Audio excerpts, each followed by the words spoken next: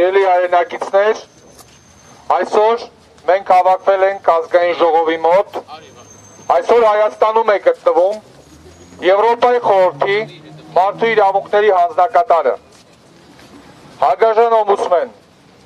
մենք այսօր հավաքվել ենք ազգային ժողովի դարպասների մոտ, որպեսզի բարձրաձայնենք այն ամենաթողությունը, այն անարդարությունը, որը կատարվում է Հայաստանի Հանրապետությունում, ինչպես նաև Ադրբեջանում։ Այսօր Հայաստանի բանտերում նստած են մարդիկ, ովքեր որ դուրս էին եկել պայքար իրենց խղճի, իրենց հայրենիքի, ազատության, ինքնիշխանության և պետության համար։ Մարդիկ, ովքեր կապ ունեն հանցագործության հետ այնքանով, որքանով Նիկոլ Փաշինյանն ու իր խմբակը կապ ունի պետության հետ։ Այդ մարդիկ քաղբանտարկյալներ են։ Մարդիկ, ովքեր որ Հայաստանում հորինված կեղծ ժողովրդավարության շղարշի տակ բախվել են անարդարության և գտնվում են բանտերում։ Հարգարժան օմբուդսմեն, խայտառակ իրավիճակ է տիրում նաև Ադրբեջանում։ Կեղծ խաղաղության մասին խոսացող Հայաստանի իշխանությունների շոուների ֆոնին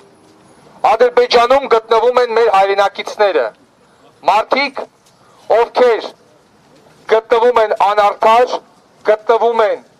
բառից բուն իմաստով դիկտատոր Իլհամ Ալիևի իշխանության տակ և իրենց փորձ է արվում տարբեր շոուների միջոցով օգտագործել թե Հայաստանի դեմ և թե Ադրբեջանում Ալիևների իշխանությունը պահելու համար։ Եվրոպական միության հիմքերը, դոկտրինը, կուզեք ասել արմատները, ի սկզբանե դրվել են ժողովրդավարության, ազատ խոսքի, ազատ տեղաշարժի, իրավունքի կոնտեքստում։ Եվ այս ամենի ֆոնին լռել, չբարձրաձայնել և չստիպել, որպեսզի Հայաստանի իշխանությունները, ինչպես նաև Ադրբեջանի իշխանությունները վերջ տան ամենաթողությանը, հանգեցնելու է նոր աղետների։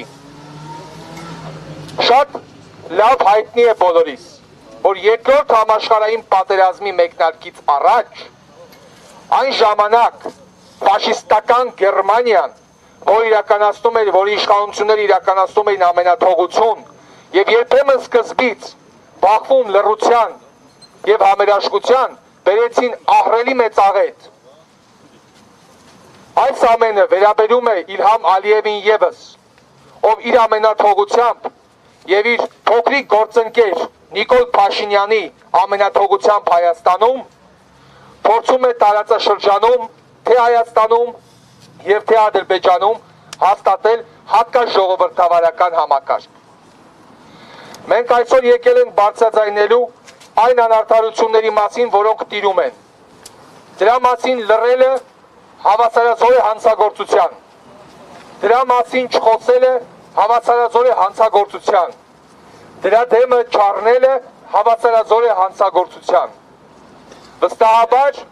իշխանությունները ձեզ տարբեր ֆորմատներով ներկայացնում են կեղծ նյութեր, կեղծ տեղեկանքներ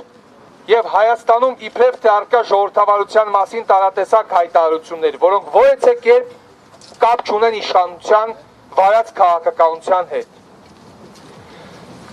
Այժմ խոսքը ցանկանում եմ տրամադրել Արցախի ազգային ժողովի պատգամավոր Մետաքսե Հակոբյանին։